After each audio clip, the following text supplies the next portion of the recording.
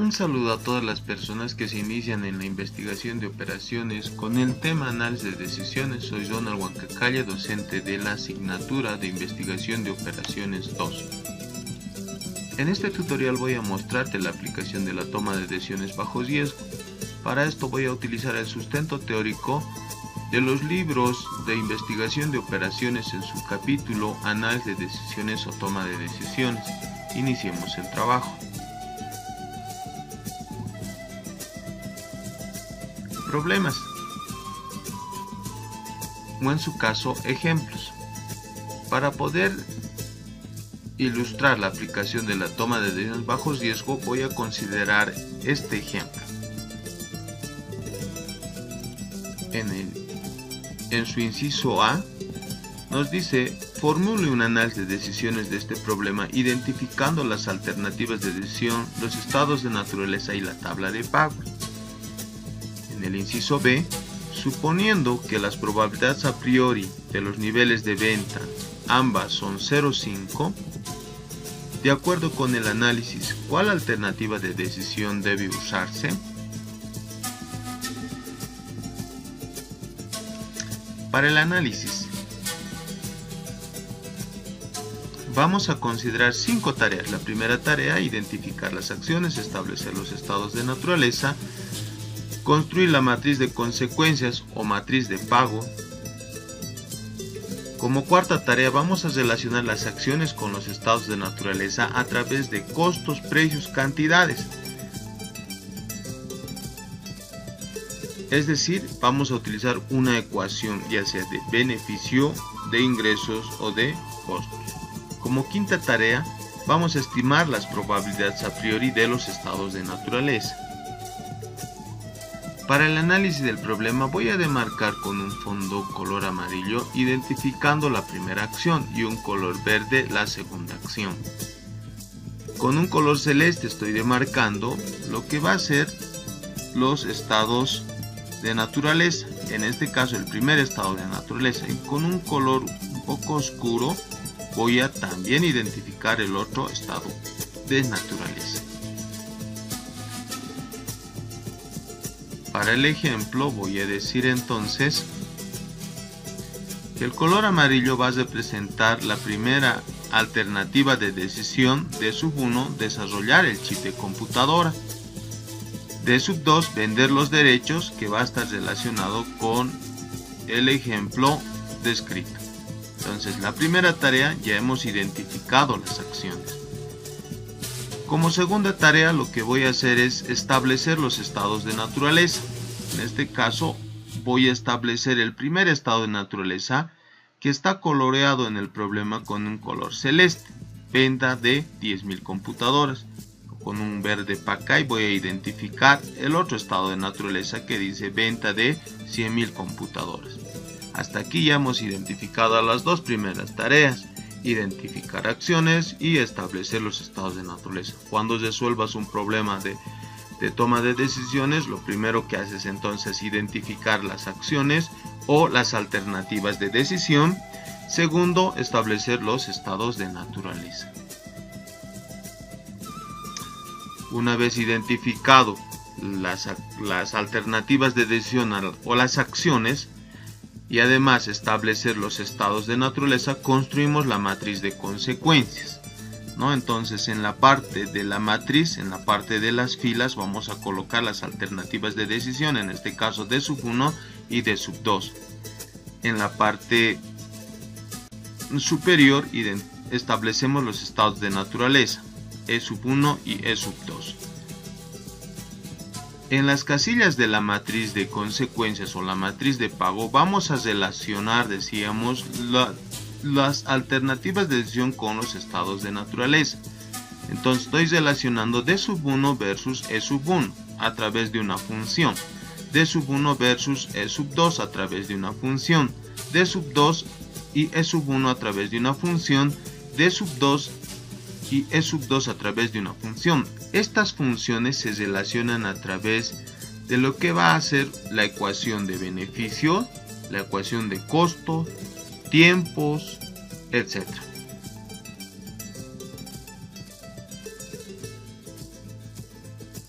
Para el ejemplo, nosotros vamos a considerar la ecuación de beneficio, que va a ser igual B igual a I menos CT. Es decir, B beneficio va a ser igual al ingreso menos el costo total, donde el ingreso va a ser igual a P por N. P es el precio y N es la cantidad. Entonces el ingreso será igual al precio multiplicado por la cantidad. Para nuestro ejemplo serán computadoras. La demanda de computadoras en el mercado. CT es el costo total. El costo total va a ser igual al costo fijo más el costo variable. Además, se conoce que el costo variable es igual al costo unitario por N.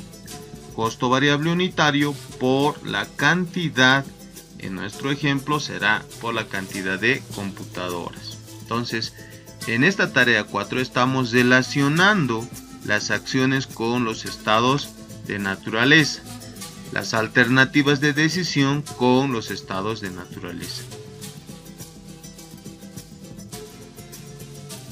Bueno, ahora lo que voy a hacer, buscar los datos, ya sean de costo, precio o pérdidas, para poder constituir nuestra matriz. Y además debemos identificar si nuestra matriz es de beneficio, es de costos o es de pérdida. Para nuestro ejemplo estoy demarcando de color verde la cantidad N, que va a ser de 10.000 computadoras para un estado de naturaleza 1. Para un estado de naturaleza 2 serán 100.000 máquinas o computadoras. El costo fijo está demarcado con color azul, son de 6 millones de pesos. Además nos dice que la diferencia entre el precio de venta y el costo variable de cada computadora es de $600. Entonces eso será P menos CB minúscula. Entonces lo que he hecho aquí en este cuarto paso es relacionado las acciones con los estados de naturaleza, o es relacionado las alternativas de decisión con los estados de naturaleza. ¿Cómo relacionamos eso? A través de precio, costo y demanda.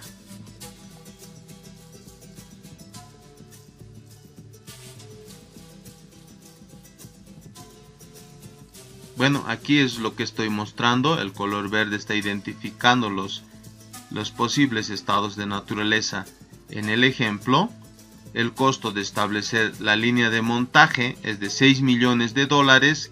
Este costo se constituirá en un costo fijo. Y la diferencia entre el precio de venta y el costo variable de cada computadora es de $600. Con esas características, y además teniendo los datos de costo fijo y la diferencia entre el precio menos el costo variable y las cantidades, lo que voy a hacer ahora es reemplazar para cada una de estas funciones. Para el caso de la alternativa de decisión 1 y el estado de naturaleza 1, en este caso E1 10.000 computadoras, voy a relacionar a través de la ecuación de beneficios. ¿Eso qué quiere decir? Que va a ser igual a P menos C por N menos el costo fijo. Reemplazando datos vamos a tener 600 por 10.000 menos 6 millones, perdón, eso será igual a 0. Entonces este dato voy a colocar aquí.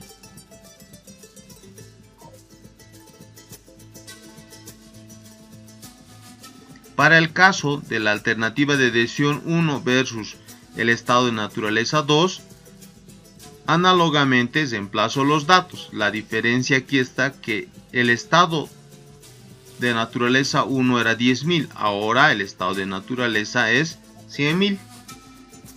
Reemplazamos esos datos y vamos a tener el resultado del beneficio 54 millones. Entonces esa cantidad reemplazamos aquí.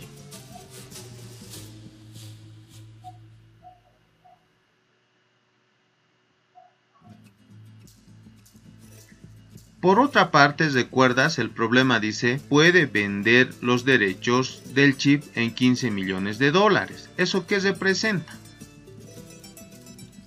Eso representará una alternativa de decisión 2, que va a ser, si yo vendo computadoras y la demanda era de 10.000, eso significa que en la matriz de consecuencias una segunda alternativa es vender los derechos.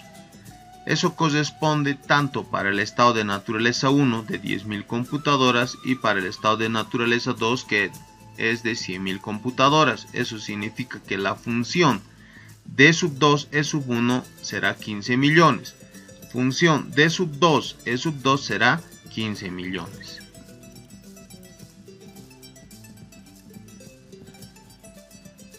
La primera pregunta que decía, formule el análisis de decisiones de este problema identificando las alternativas de decisión, los estados de naturaleza y la tabla de pagos, ya hemos respondido. Ahora nos vamos a ir al inciso B.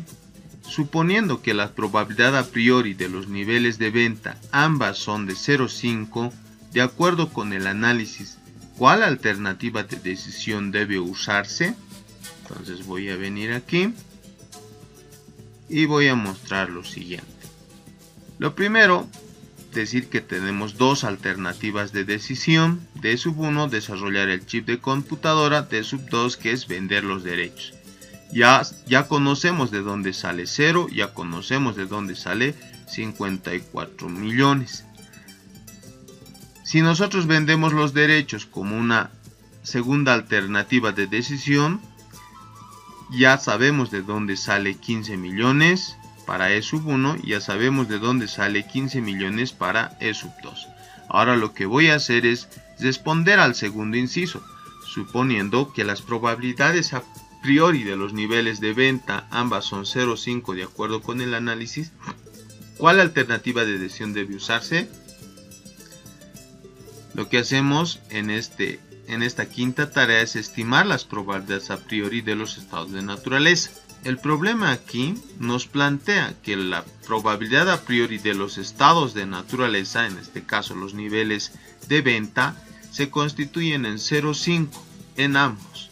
Es decir, la ocurrencia del estado de naturaleza 1 será de 0,5. La ocurrencia del estado de naturaleza 2 será 0,5. En otras palabras, 50% de probabilidad de que nosotros podamos vender 10.000 computadoras y 50% de que podamos vender 100.000 computadoras.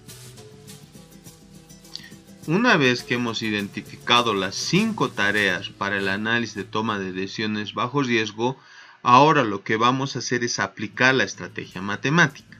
Es decir, la estrategia matemática será hallar el valor óptimo de los valores esperados de las alternativas de decisión de sub m, donde m va a ir desde 1 hasta 2.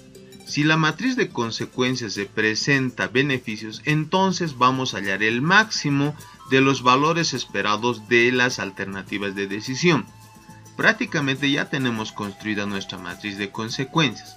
Lo que nos toca ahora es identificar si nuestra matriz es de beneficios o es de pérdidas. Si nosotros hemos hecho el seguimiento de la ecuación que hemos empleado, vamos a decir que nuestra matriz es de beneficio. ¿Eso qué significa?